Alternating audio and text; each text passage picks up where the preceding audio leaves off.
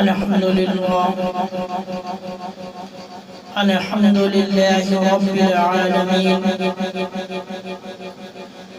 والصلاة والسلام على سيد المرسلين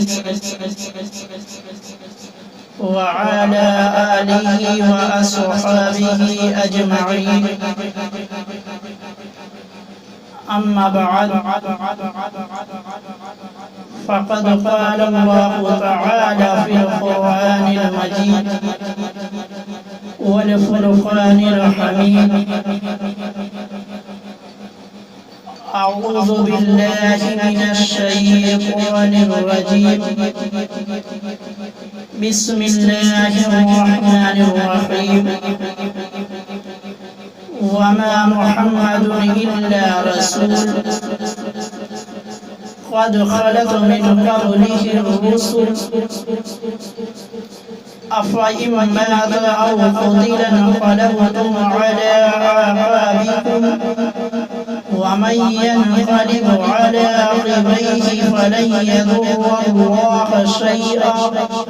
وسيجزي الله الشاكرين. صدق الله العظيم والحمد لله رب العالمين. میرے آقا کے پیارے غلاموں، السلام علیکم ورحمۃ اللہ تعالی وبرکاتہ. آئیے ایک مرتبہ درود پاک پڑھتے ہیں. اللہم صلی اللہ سیدنا صفینا مولانا محمد مبارک وسلم. صلو علیہ صلاۃ و سلام علیک یا رسول اللہ صلی اللہ تعالی علیہ وآلہ وسلم. آج میں آپ لوگوں کے سامنے ایک ایسے عنوان پر گفتگو کرنے جا رہا ہوں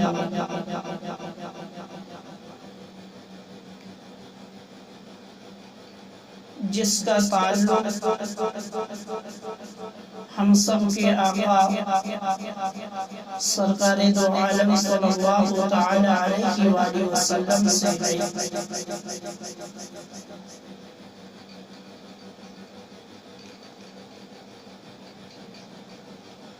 اور اس موضوع کا نام ہے وصال رسول عربی صلی اللہ تعالی علیہ وآلہ وسلم. تو آئیے مل کر ایک مرتبہ اور درود پاک پڑھتے ہیں. اللہم صلی اللہ سیدنا صفینا مولانا محمد مبارک وسلم. صلو علیہ صلاۃ و سلام علیک یا رسول اللہ صلی اللہ تعالی علیہ وآلہ وسلم.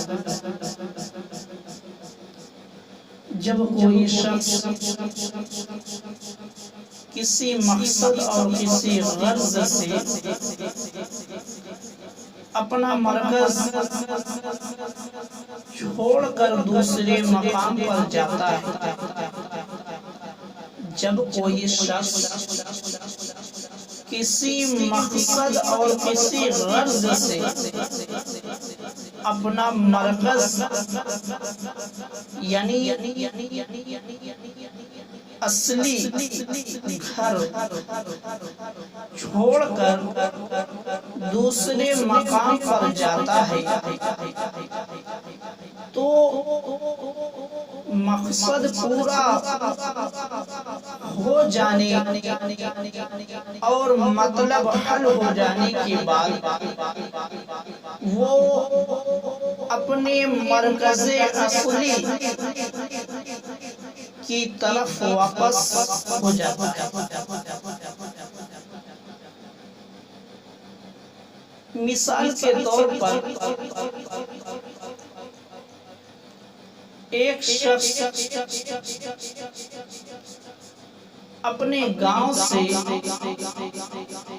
شہر کمانے کے لیے جاتا ہے تو اب وہ شہر میں بہت زیادہ رہے گا تو 2 سال رہے گا، 3 سال رہے گا، 4 سال رہے گا. کیونکہ وہ شہر اس کا اصلی مرکز نہیں ہے، بلکہ وہ انسان اس شہر میں ایک مقصد کے لیے گیا ہوا ہے، کمانا، پیسے جمع کرنا اس کا مقصد ہے۔ جب وہ مقصد پورا ہو جائے گا تو وہ اپنے مرکز اصلی کی طرف پھر واپس چلا آئے گا۔ اسی طریقے سے انسان ہے، انسان دنیا میں آیا ہے مگر پھر اس کو پلٹ کر اپنے مرکز اصلی پر جانا ہے، مرکز اصلی پر اس کو پھر پلٹ کر جانا ہے۔ اب جب تک وہ دنیا میں ہے تب تک وہ اعمال کو جمع کرتا رہے گا، کیونکہ یہ دنیا انسان کی امتحان گاہ ہے۔ اللہ تعالیٰ یہ دیکھنا چاہتا ہے کہ میرا بندہ کتنا اعمال اپنے لیے جمع کر لیتا ہے، پھر اسی اعمال کے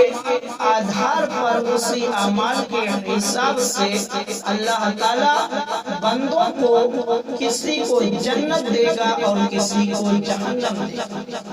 یعنی انسان کو بھی پلٹ کر اپنی اصلی مرکز پر جانا ہے، ہر چیز کو پلٹ کر اپنی اصلی مقصد پر جانا ہے، اپنے اصلی مرکز پر جانا ہے۔ تو میرے مسلمان بھائیوں، ہمارے اور آپ کے پیارے نبی، ہمارے اور آپ کے پیارے نبی سرکار دو عالم صلی اللہ تعالی علیہ وآلہ وسلم کے دنیا میں تشریف لانے کا مقصد تھا، یعنی ہمارے نبی جو دنیا میں تشریف لائے وہ ایک مقصد کے تحت تشریف لائے اور آپ کا مقصد یہ تھا کہ دین اسلام کے احکام خدا تعالیٰ کے بندوں تک پہنچانا، یعنی ہمارے نبی سرکار دو عالم صلی اللہ تعالی علیہ وآلہ وسلم کا دنیا میں تشریف لانے کا جو مقصد تھا وہ یہ مقصد تھا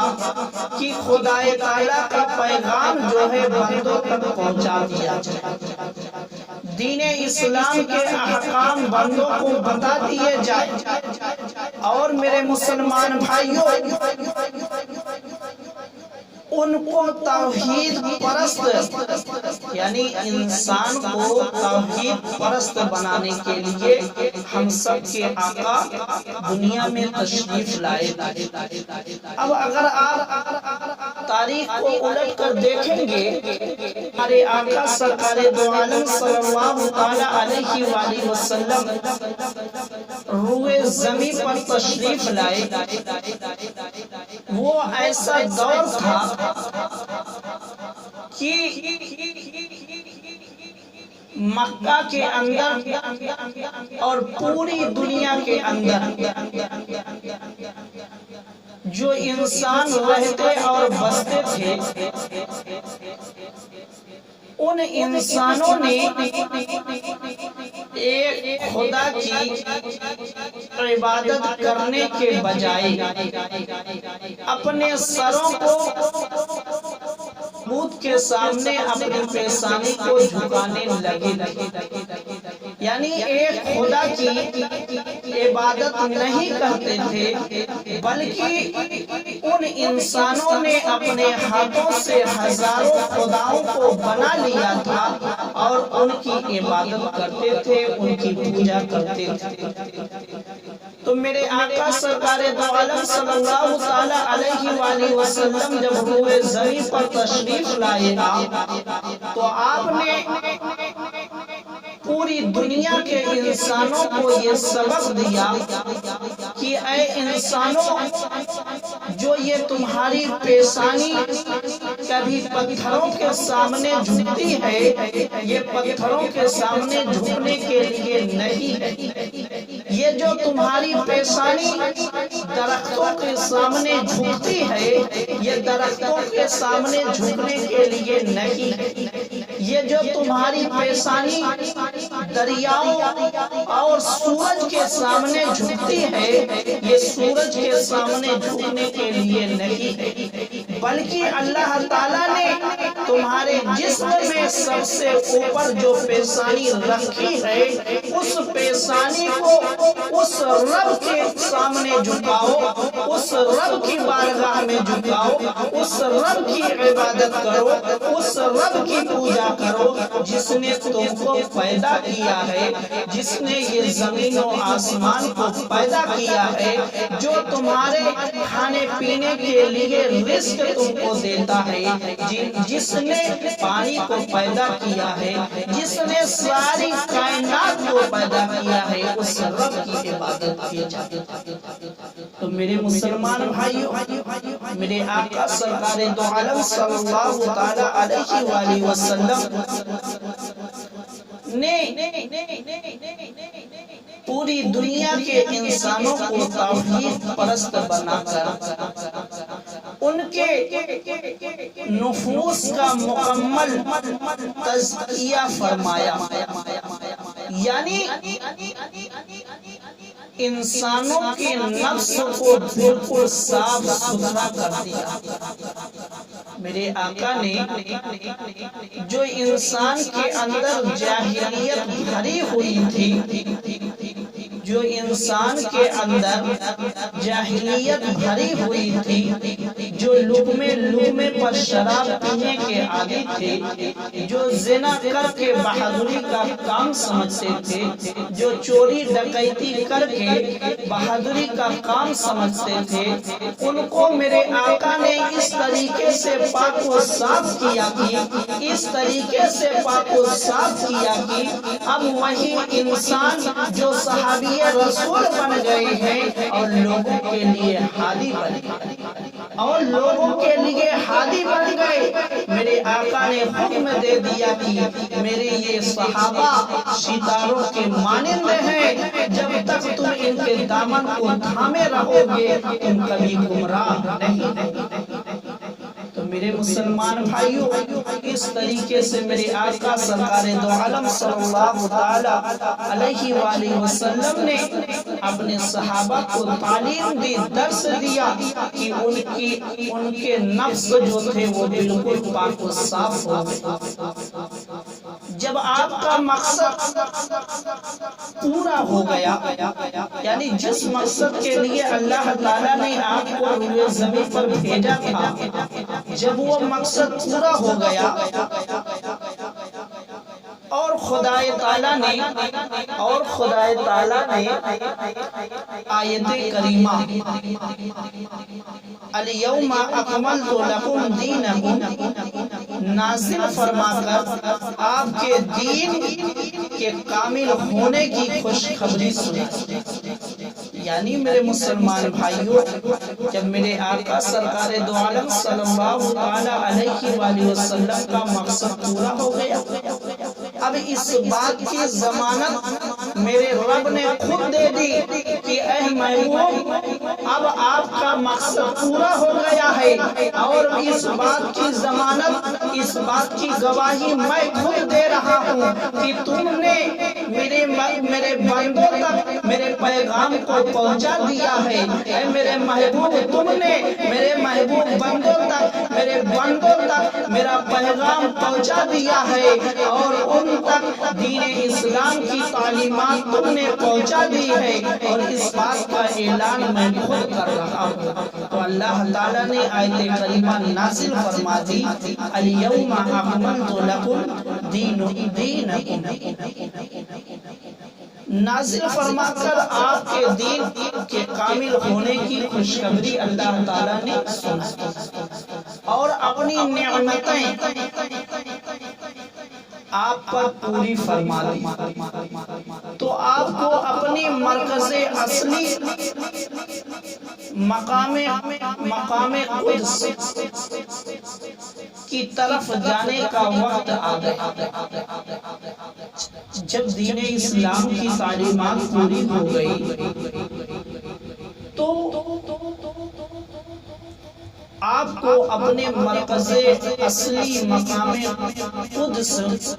کی طرف جانے کا وقت قریب آ گیا، جس کا علم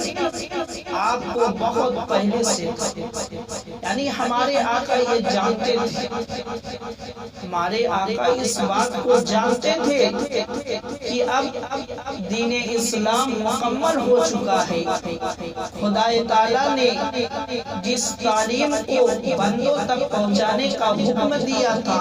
وہ تعلیم بندوں تک پہنچ چکی ہے، دین اسلام مکمل ہو چکا ہے۔ اب میرے مرکز اصلی کی طرف جانے کا وقت آ گیا ہے۔ اسی لیے میرے آقا سرکار دو عالم صلی اللہ تعالی علیہ وآلہ وسلم نے حجۃ الوداع کے موقع پر آپ نے لوگوں سے فرمایا کہ شاید اس کے بعد میں تمہارے ساتھ حج نہ کر سکوں۔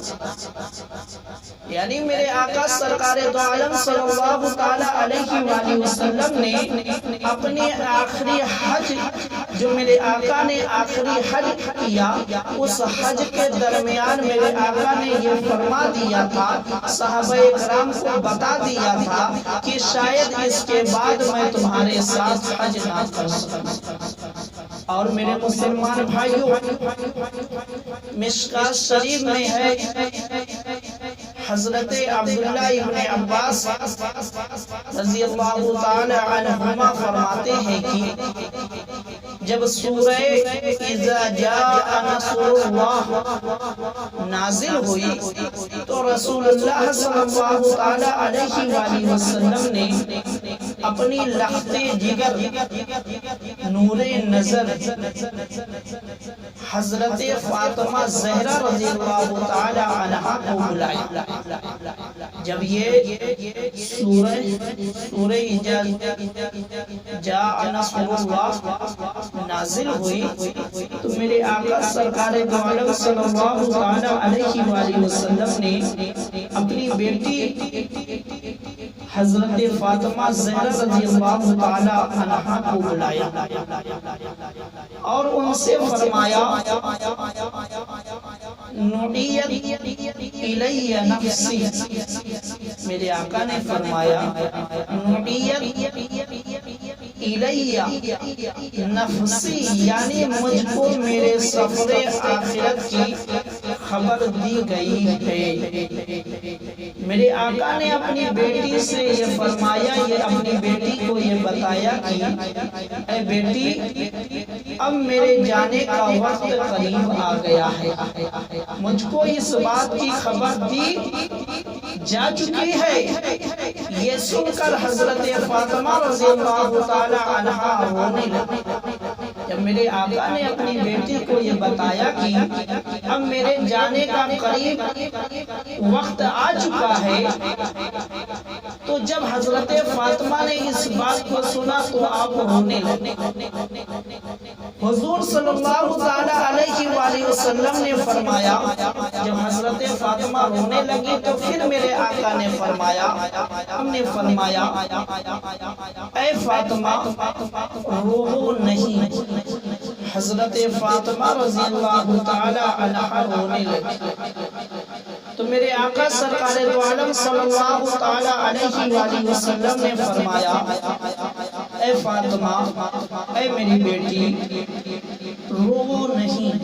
یعنی میرے آقا نے رونے سے منع فرمایا کہ اے میری بیٹی رو مت۔ میرے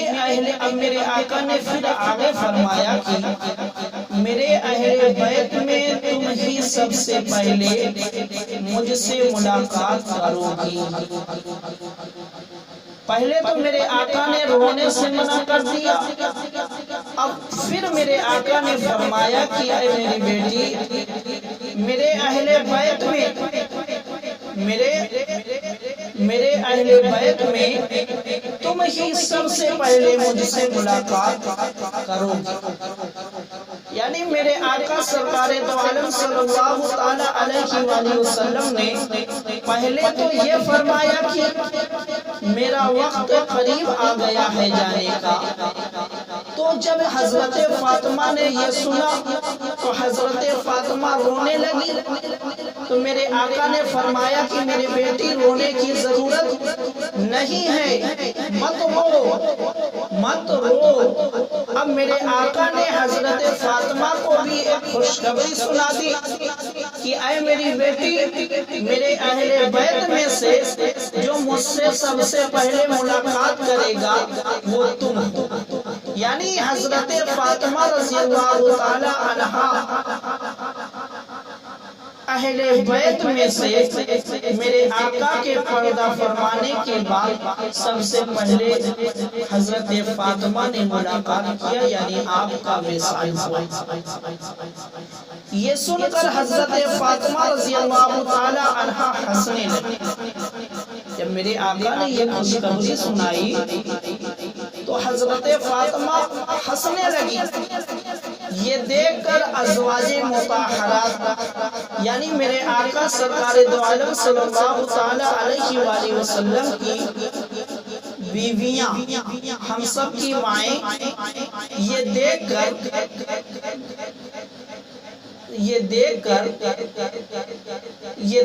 ازواج مطہرات میں سے بعض بیویوں نے حضرت فاطمہ رضی اللہ تعالی عنہا سے دریافت کیا کہ پہلے ہم نے آپ کو روتے دیکھا اور پھر ہنستے دیکھا۔ یعنی ام المومنین نے حضرت فاطمہ سے پوچھا کہ اے فاطمہ، ہم نے پہلے تم کو روتے دیکھا پھر ہنستے دیکھا، ہم نے تم کو پہلے روتے دیکھا ہنستے دیکھا، اس کا مطلب کیا ہے؟ اس کا مطلب کیا ہے؟ اس میں راز کیا ہے؟ حضرت فاطمہ رضی اللہ تعالی عنہا نے کہا کہ حضور نے مجھ کو بتایا کہ آپ کو آپ کے سفر آخرت کی خبر دی گئی ہے۔ حضرت فاطمہ نے فرمایا کہ حضرت فاطمہ رضی اللہ تعالی عنہا نے کہا کہ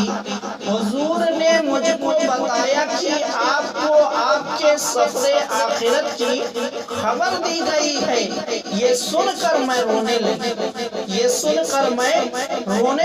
آپ نے فرمایا رو نہیں، میرے اہل بیت میں سب سے پہلے تم ہی مجھ سے ملے گی، میرے اہل بیت میں سب سے پہلے تو ہی مجھ سے ملے گی۔ یہ سن کر میں ہنسنے لگی۔ یہ سن کر حضرت فاطمہ کہتی ہے کہ میں ہنسنے لگی۔ اس حدیث پاک سے یہ واضح ہو گیا کہ اللہ تعالیٰ نے آپ کو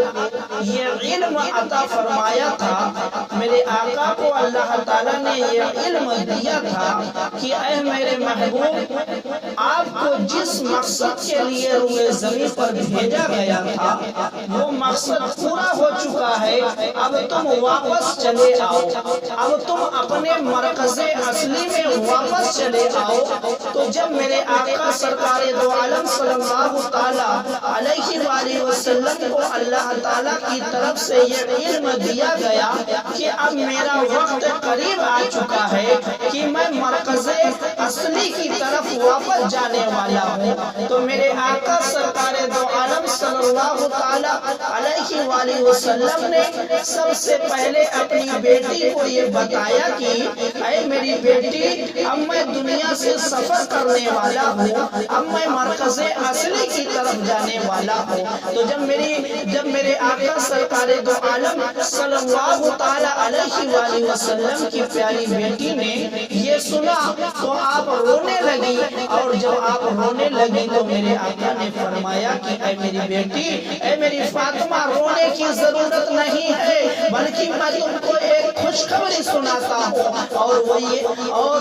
اور میرے آقا سرکار دو عالم صلی اللہ علیہ وآلہ وسلم نے حضرت فاطمہ کو یہ خوشخبری سنائی کہ اے میری بیٹی، میرے اہل بیت میں سے سب سے پہلے تو ہی مجھ سے ملے گی، میرے اہل بیت میں سے سب سے پہلے تو ہی مجھ سے ملے گی۔ تو حضرت فاطمہ ہنسنے لگی، کیونکہ میرے آقا سرکار دو عالم صلی اللہ علیہ وآلہ وسلم کی جدائی جو ہے حضرت فاطمہ کو بہت ہی کم سہنی پڑی، کیونکہ میرے آقا کے دنیا سے پردہ کرنے کے بعد بہت ہی جلد حضرت فاطمہ رضی اللہ تعالی عنہا کا وصال ہو گیا۔ اور میرے مسلمان بھائیوں، دارمی شریف کی حدیث ہے، حضرت ابو سعید خدری رضی اللہ تعالی عنہ فرماتے ہیں کہ رسول اللہ صلی اللہ علیہ وآلہ وسلم اپنی اس علالت میں کہ جس میں آپ نے وصال فرمایا، گھر سے باہر تشریف لائے، اس حال میں کہ اپنے سر پر کپڑا باندھے ہوئے تھے۔ میرے آقا سرکار دو عالم صلی اللہ علیہ وآلہ وسلم کے ان آخری ایام کے بارے میں حضرت ابو سعید خدری رضی اللہ تعالی عنہ فرماتے ہیں کہ میرے آقا اس حال میں اپنے گھر سے تشریف لائے، گھر سے باہر، کہ آپ کے سر پر کپڑا باندھا ہوا تھا۔ پھر آگے آپ فرماتے ہیں ہم لوگ اس وقت مسجد میں تھے، یعنی صحابہ اکرام مسجد میں نمازیں ادا کر رہے تھے، اور میرے آقا سرکار دو عالم صلی اللہ تعالی علیہ وآلہ وسلم اپنے حجرے مبارکہ سے باہر تشریف لائے۔ حضور صلی اللہ تعالی علیہ وآلہ وسلم مسجد میں داخل ہو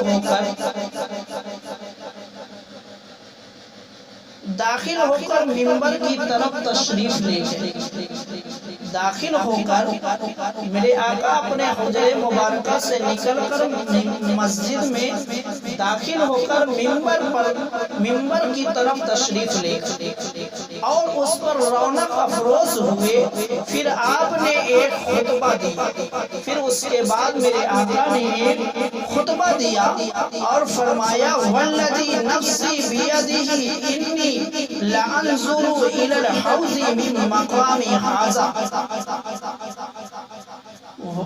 والذی نفسی بیدہ انی لانظر الی الحوض من مقام ھذا، یعنی قسم ہے اس ذات کی جس کے قبضہ قدرت میں میری جان ہے کہ میں اس ممبر پر بیٹھے ہوئے حوض کوثر کو دیکھ رہا ہوں۔ میرے آقا سرکار دو عالم صلی اللہ تعالی علیہ وآلہ وسلم نے اپنے ممبر سے اس بات کو اعلان کیا کہ اے میرے صحابہ اکرام، قسم ہے اس ذات کی جس کے قبضے قدرت میں میری جان ہے،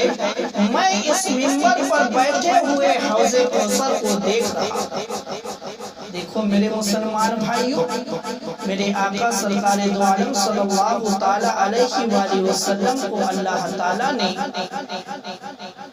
کیسی آنکھ عطا فرمائی تھی کہ میرے آقا مسجد نبوی کے ممبر پر بیٹھ کر حوض کوثر کا مشاہدہ پھر فرمایا خدا کا ایک بندہ ہے جس کے سامنے دنیا اور دنیا کی زینت پیش کی گئی۔ میرے مسلمان بھائیوں، پہلے تو میرے آقا نے یہ بتایا کہ میں اپنے اس ممبر سے حوض کوثر کو دیکھ رہا ہوں۔ اب پھر میرے آقا سرکار دو عالم صلی اللہ تعالی علیہ وآلہ وسلم نے اپنے صحابہ اکرام کو یہ بتایا کہ خدا کا ایک بندہ ہے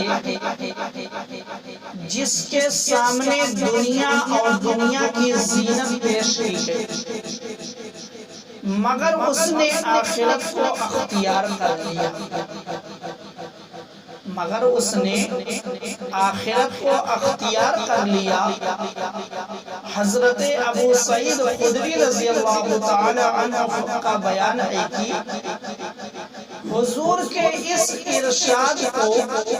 حضرت ابو بکر صدیق رضی اللہ تعالی عنہ کے علاوہ اور کوئی نہیں سمجھ سکتا۔ یعنی جو میرے آقا نے یہ فرمایا کہ خدا کا ایک بندہ ہے جس کے سامنے دنیا اور دنیا کی زینت پیش کی گئی، مگر اس نے آخرت کو اختیار کر لیا، یہ بات ہر صحابی نہیں سمجھ سکتا، بلکہ حضرت ابو سعید خدری کہتے ہیں کہ حضور کے اس ارشاد کو حضرت ابو بکر صدیق رضی اللہ تعالی عنہ کے علاوہ اور کوئی نہیں سمجھ سکتا۔ ان کی آنکھوں سے حضرت ابو بکر صدیق رضی اللہ تعالی عنہ کی آنکھوں سے آنسو جاری ہو گئے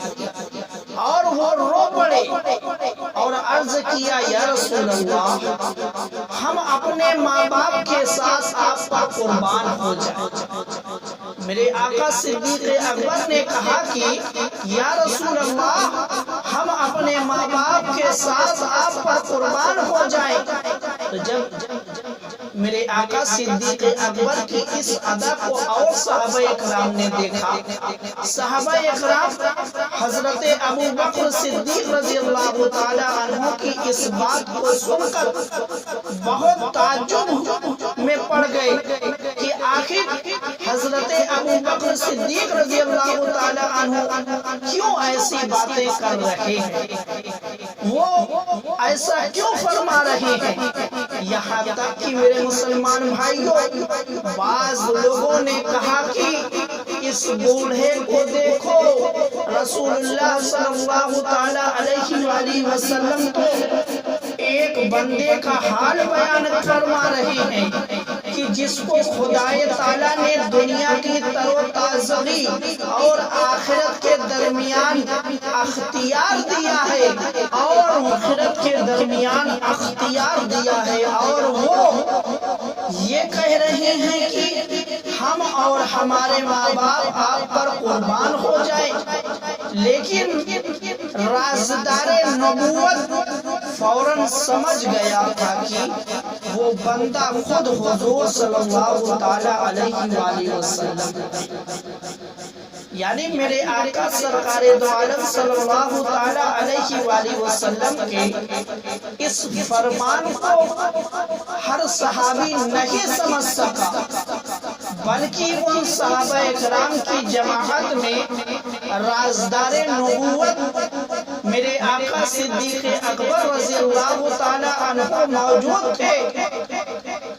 جب میرے آقا سرکار دو عالم صلی اللہ علیہ وآلہ وسلم کے اس فرمان کو آپ نے سنا تو آپ کی آنکھوں سے آنسو جاری ہو گئے، کیونکہ میرے آقا صدیق اکبر نے میرے آقا سرکار دو عالم صلی اللہ تعالی علیہ وآلہ وسلم کے فرمان کو سمجھ لیا تھا، اس لیے آپ رونے لگے، اور یہی تک نہیں بلکہ میرے آقا صدیق اکبر نے فرمایا کہ یا رسول اللہ، ہم اپنے ماں باپ کے ساتھ آپ پر قربان ہو جائیں، ہم اپنے ماں باپ کے ساتھ آپ پر قربان ہو جائیں۔ تو میرے مسلمان بھائیوں، اس حدیث پاک سے یہ بھی معلوم ہوتا ہے کہ ہر انسان کے بس کی بات نہیں ہے کہ قرآن و حدیث کو ڈائریکٹ سمجھ لے، بلکہ سمجھنے کے لیے تفسیر کا، شرح کا سہارا لینا پڑے گا۔ جب صحابہ اکرام رسول اللہ صلی اللہ تعالی علیہ وآلہ وسلم کے سامنے موجود ہو کر اس حدیث کو نہیں سمجھ سکے تو ہم اور آپ کیا ہیں، ہماری اور آپ کی اوقات کیا ہے کہ ہم اور آپ ڈائریکٹ حدیث کو سمجھ سکیں یا قرآن کو سمجھ سکیں۔ تو میرے مسلمان بھائیوں،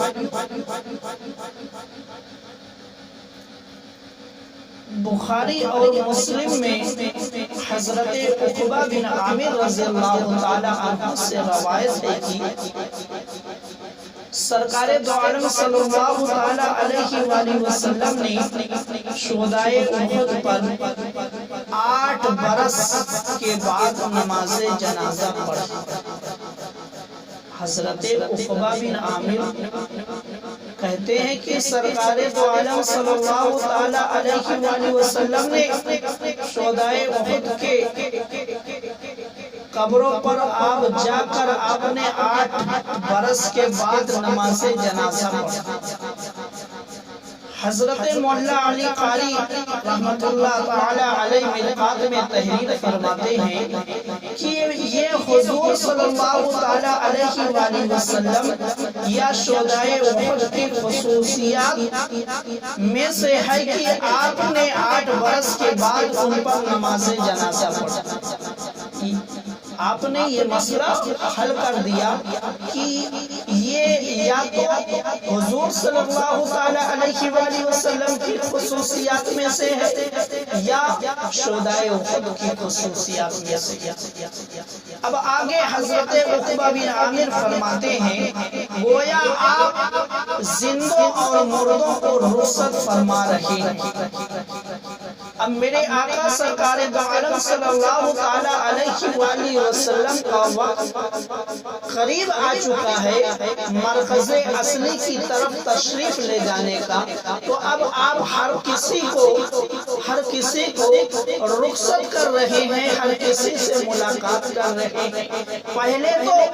حج کے موقع پر صحابہ اکرام کو آگاہ کر دیا، پھر اپنی بیٹی کو آگاہ کیا، اور اس طریقے سے آپ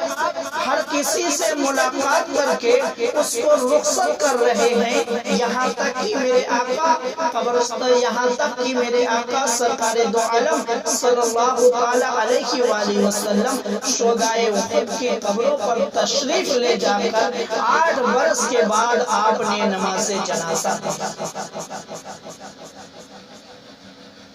شہدائے احد کے بعد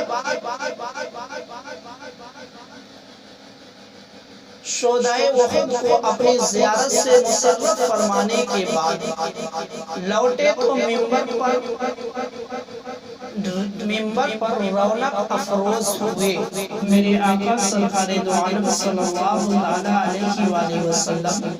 شہدائے احد کو اپنی زیارت سے مشرف فرمانے کے بعد لوٹے تو ممبر پر رونق افروز ہوئے اور فرمایا میں تم سے پہلے جا رہا ہوں۔ اب وہاں سے واپسی کے بعد میرے آقا نے پھر فرمایا کہ میں تم سے پہلے جا رہا ہوں، میں تم لوگوں کے دعوت اسلام کے قبول کرنے اور اطاعت و فرما برداری کے بجا لانے پر گواہ ہوں۔ میرے آقا گواہ ہے۔ اور پھر آگے اور تم سے ہماری ملاقات کا مقام حوض کوثر ہے۔ میرے آقا سرکار دو عالم صلی اللہ تعالی علیہ وآلہ وسلم نے یہاں تک بتا دیا کہ اب میری اور تمہاری ملاقات حوض کوثر پر ہوگی۔ حوض کوثر پر میری اور تمہاری ملاقات ہوگی، اور میں اس جگہ سے حوض کوثر کو دیکھ رہا ہوں۔ میرے آقا نے اپنے صحابہ اکرام کو مخاطب کر کے فرمایا کہ اے میرے غلاموں، اے میرے جانثار ساتھیوں، میں تم سے پہلے جا رہا ہوں، میں تم سے پہلے جا رہا ہوں، مگر اب تمہاری اور ہماری ملاقات ہوگی اگر تو حوض کوثر پر ہوگی، مقام حوض کوثر پر ہوگی، اور میں اسی منبر سے حوض کوثر کو دیکھ رہا ہوں۔ میں اسی منبر سے حوض کوثر کو دیکھ رہا ہوں۔ تو میرے مسلمان بھائیوں، شہدائے احد کو اپنی زیارت سے مشرف فرمانے کے بعد لوٹے تو منبر پر رونق افروز ہوئے ہم سب کے آقا، اور فرمایا میں تم سے پہلے جا رہا ہوں، میں تم لوگوں کے دعوت اسلام کے قبول کرنے اور اطاعت و فرما برداری کے بجا لانے پر گواہ ہوں، اور تم سے ہماری ملاقات کا مقام حوض کوثر ہے، اور میں اس جگہ سے حوض کوثر کو دیکھ رہا ہوں۔ اور فرمایا میرے آقا سرکار دو عالم صلی اللہ تعالی علیہ وآلہ وسلم نے انی قد اوتیت مفاتیح خزائن الارض، یعنی بے شک مجھ کو زمین کے خزانوں کی کنجیاں دی گئی ہیں۔ اب اس حدیث پاک میں میرے مسلمان بھائیوں، پہلی بات تو یہ کہ میرے آقا سرکار دو عالم صلی اللہ تعالی علیہ وآلہ وسلم شہدائے احد کے قبروں پر تشریف لے جا کر 8 برس کے بعد آپ نے نماز جنازہ پڑھا، یعنی ان کو اپنی زیارت سے مشرف فرمایا، اور پھر وہاں سے آپ تشریف لانے کے بعد منبر پر رونق افروز ہوئے، اور وہاں سے آپ نے خطبہ دیا کہ اے میرے صحابہ، اے میرے غلام، اے میرے جانثار ساتھیوں، سنو میں تم سے پہلے جا رہا ہوں۔ میرے آقا سرکار دو عالم صلی اللہ تعالی علیہ وآلہ وسلم نے اپنے جانثار ساتھیوں سے فرمایا کہ میں تم سے پہلے جا رہا ہوں، اور تمہاری اور ہماری ملاقات اب جو ہے مقام حوض کوثر پر ہوگی، اور میں اس منبر سے حوض کوثر کو دیکھ رہا ہوں، اور میں اس منبر سے حوض کوثر کو دیکھ رہا ہوں، اور آگے میرے آقا سرکار دو عالم صلی اللہ تعالی علیہ وآلہ وسلم نے تو یہاں تک اعلان کر دیا کہ بے شک مجھ کو زمین کے خزانوں کی کنجیاں دی گئی، بے شک مجھ کو زمین کے خزانوں کی کنجیاں دی گئی ہیں۔ اب جس کو خزانہ لینا ہے، جس کو کچھ بھی لینا ہے، اس کو میرے آقا کے در پر جانا۔ اسی لیے تو سیدی اعلیٰ حضرت فرماتے ہیں کون دیتا ہے دینے کو منہ چاہیے، کون دیتا ہے دینے کو منہ چاہیے، دینے والا ہے سچا ہمارا۔ واہ کیا جود و کرم ہے شہ بتا تیرا، نہیں سنتا ہی نہیں مانگنے والا۔ میرے مسلمان بھائیوں، ہم سب کے آقا سرکار دو عالم صلی اللہ تعالی علیہ وآلہ وسلم کا دربار ایسا دربار ہے کہ وہاں سے مانگنے والا کبھی خالی نہیں لوٹتا۔ اور میرے مسلمان بھائیوں، حضرت شیخ عبدالحق محدث دہلوی بخاری رحمت اللہ علیہ تحریر فرماتے ہیں سرکار اقدس صلی اللہ تعالی علیہ وآلہ وسلم نے حضرت بلال رضی اللہ تعالی عنہ کو بلا کر فرمایا کہ اے بلال، جا کر اعلان کر دو کہ سب لوگ مسجد میں جمع ہو جائیں، میں ان کو وصیت کروں گا، اور کہہ دو کہ رسول خدا صلی اللہ تعالی علیہ وآلہ وسلم کی یہ آخری وصیت ہوگی۔ جب حضرت بلال رضی اللہ تعالی عنہ نے مدینہ شریف کے بازاروں اور گلیوں میں اعلان کیا کہ رسول اللہ صلی اللہ تعالی علیہ وآلہ وسلم کی آخری وصیت سننے کے لیے مسجد نبوی میں سب لوگ حاضر ہو جائیں، تو اس اعلان کو سن کر لوگ اس قدر گھبرا گئے کہ دکانوں اور گھروں کو ایسے ہی کھلے ہوئے چھوڑ کر مسجد میں حاضر ہوئے، اور اتنے لوگ جمع ہوئے کہ مسجد نبوی میں گنجائش نہ رہی، مسجد نبوی میں گنجائش نہ رہی۔ حضور صلی اللہ تعالی علیہ وآلہ وسلم منبر شریف پر رونق افروز ہوئے اور طویل خطبہ فرمایا، یعنی بہت لمبا میرے آقا نے خطبہ فرمایا، جو وقت اور حال کی مناسب نصیحت اور احکام شرع پر مشتمل، یعنی وہ جو خطبہ تھا اس میں وقت اور حال کی مناسب، یعنی جو جیسے حالات تھے اس حالات کے مناسب اور نصیحت اور احکام شرع پر یہ خطبہ جو ہے مشتمل تھا۔ اور فرمایا کہ اے لوگوں، میرا سفر آخرت قریب ہے، جان و مال اور سامان وغیرہ کا کوئی بھی حق کسی شخص کا مجھ پر ہو تو اس کا بدلہ آج مجھ سے لے لے، آج مجھ سے بدلہ لے لے۔ تو میرے مسلمان بھائیوں، حضرت شیخ عبدالحق محدث دہلوی علیہ الرحمہ کے اس بیان سے یہ واضح ہوا کہ جب میرے آقا سرکار دو عالم صلی اللہ تعالی علیہ وآلہ وسلم نے حضرت بلال کو یہ حکم دیا کہ اے بلال، تم جاؤ اور مدینے کی گلیوں اور بازاروں میں یہ اعلان کر دو کہ آج ہم سب کے آقا سرکار دو عالم صلی اللہ تعالی علیہ وآلہ وسلم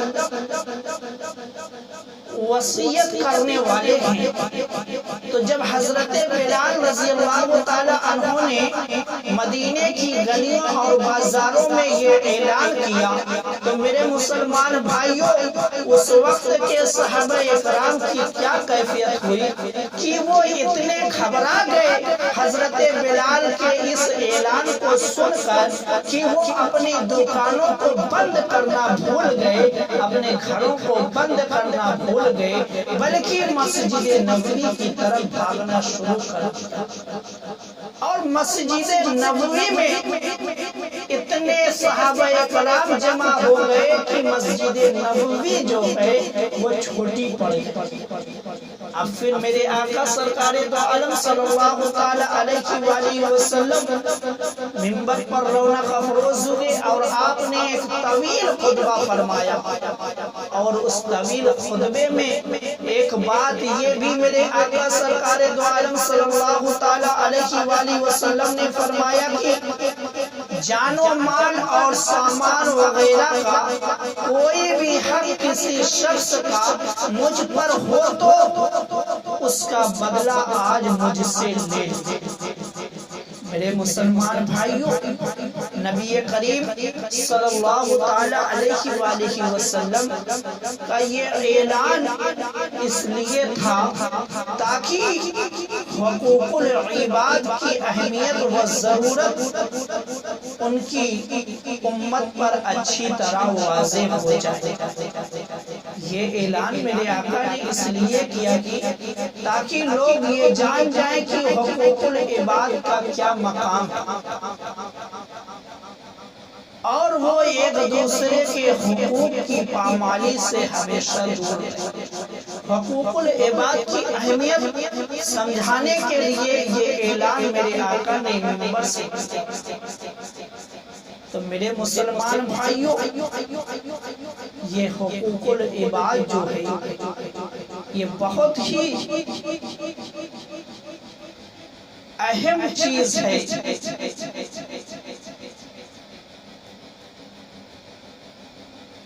اور اس کو نہ ادا کرنے والا جو ہے وہ گناہگار ہوتا ہے۔